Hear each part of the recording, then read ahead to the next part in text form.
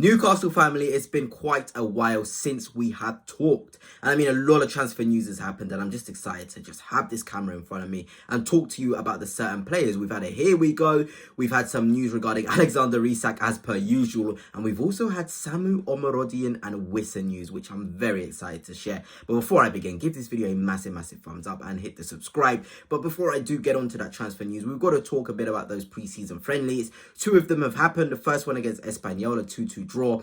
And as an Arsenal fan, you guys will know I've seen a lot of Aaron Ramsdale, and it was nice to see him to save that penalty. I think the two goals weren't really his fault. They were quite good goals if you really think about it. The second goal, I'm not too sure if he was there, but I did see the first half, and I did see him sort of concede that stunner from Espanyol. But, you know, you saw what he's about. He really loves to feel the energy of the crowd. And the best thing with Aaron Ramsdale is, if you have him feel the crowd and feel the energy, he will just instantly play better.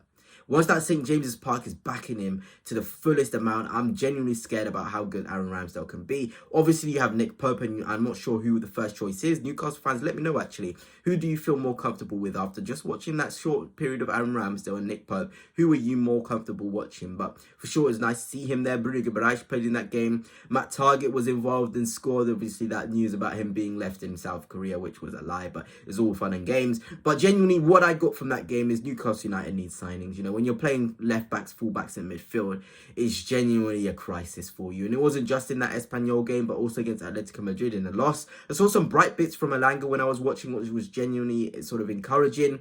I also saw some nice bits from Harrison Ashby. You know, I don't know too much about him, but he was picking up the ball, driving. I think he's actually by trade a fullback as well, so it was nice to see that. Tonali, you know, some nice bits from him as well. So in terms of those friendlies, I wouldn't read too much into them because I don't think we've seen the proper Newcastle 11 start together. I think it will be Gordon as the false nine and Barnes and Elanga either side. And I think you guys will be kind of humble against Aston Villa and put sort of men behind the ball and play on the counter-attack because you've got the players for that. But let's get on to the transfer news, and we've got to talk about the first bit of news in terms of Alexander Isak.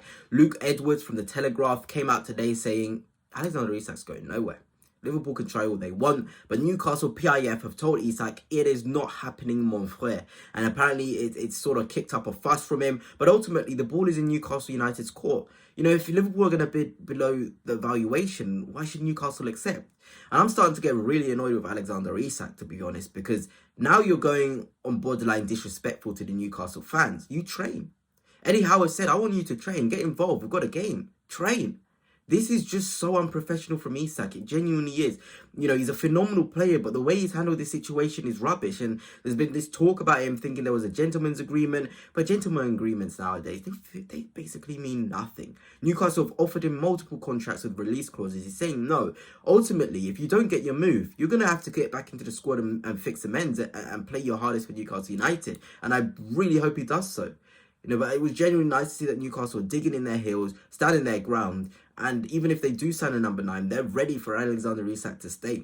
And that leads me quite nicely onto a bit of other news regarding the centre-forward area. Samu Agüey, I always get his second name wrong, so bear with me. I'm just going to call him Samu, is of high priority to Newcastle United, high on the list. He's happy at Porto, but if an offer comes in which Porto seem acceptable, they'll accept it. And I'm going to be honest, Samu, again, is one of my favourite number 9s. I'll give you my 4. Voltemada, I like him, but I wouldn't put him in the 4 that I really like. Isak's in there, of course. Benjamin Sesko's in there, Samu is in there, and Ollie Watkins are in there. That is my 4 in terms of level-raising centre-forwards, and I think these guys will be one of the best in the world. I'm not talking about Ollie Watkins, because obviously he's getting on. He's one of the better ones now in the world. But in 2-3 years, those guys that I've named, Ekatike, sorry, was the one, not Watkins. So Ekatike, Samu, Sesko, and Isak, they will be the 4 best centre-forwards in the world within 2 and 3 seasons. I can tell you that for free, 100%. My favourite 9s, and they offer something different. In terms of Samu, he's so good moving in the box. You're thinking about those games, Everton, when Newcastle United lost that in the end. Samu would be a difference maker. He's so physical in the box. He moves a lot. He's strong. He's obviously quite ugly in his play style. It can look like he's almost not that technical, but he is. He genuinely can hold off guys. He's a big lad. He's 23 years old, I think, or 21 years old. And he's 6'4", and he can shift as well. Transitional football, he can adapt to that. You know, one thing I'm scared about is an Elanga, Samu, Gordon front three running at you at St. James's Park. And he would thrive off the atmosphere at St. James's Park as well. He's a physical lad. You will genuinely feel excited every time you see him go into a duel because he's going to hold his own. He doesn't care who he's up against. Van Dijk, he'll want to put his buddy up against him. Saliba, he does not care. He does not care who's in front of him. He's going to give everything. And last season, he had 30 goal contributions for Porto, and that wasn't his best sort of spell in terms of consistency over the course of the season. There was games where he was on the bench. So that should make you worried. And the fact that Porto have signed De Jong may suggest that they're willing to negotiate at a certain price. And I don't think anybody will be willing to match Newcastle in this one. And I've said this before with Sesko and Ekitike, but this one, Newcastle fans, I'm sure nobody will match you. If you go with 60, 70 million, which Samu will be worth in 1 to 2 seasons, but we're thinking about now, it'll be worth it. And the other news I want to talk about is Wissa, before we get on to Malick Thiaw. But Wissa is a player in which Newcastle United are pushing hard. I'm seeing reports that he's not going to the Brentford games, he's not training or whatever it is, the situation there. But he absolutely wants Newcastle United. It's his utmost priority. And that's really nice to read for you Newcastle fans. And the top sources, your likes of Craig Hope, your likes of Sky Sports Keith, have come out to say 35 million will do the business. 35 million will be enough to bring in the quality of Yoane Wissa.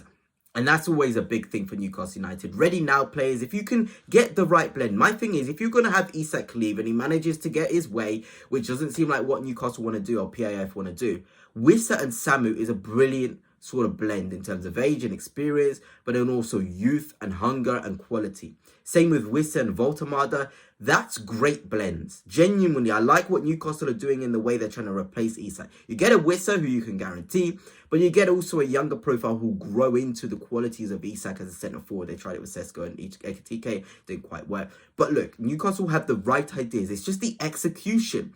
But there's so many more days left in the window. It's not like it's completely over here. You know, Newcastle United are ready to pounce. It's been frustrating, but the window still has minutes and legs into it. And you never quit until the saying, the fat lady sings, and the fat lady hasn't sung yet. So Newcastle United fans, don't be upset, because now I can go in proper depth about Malick Thiaw, and he's genuinely a really good defender.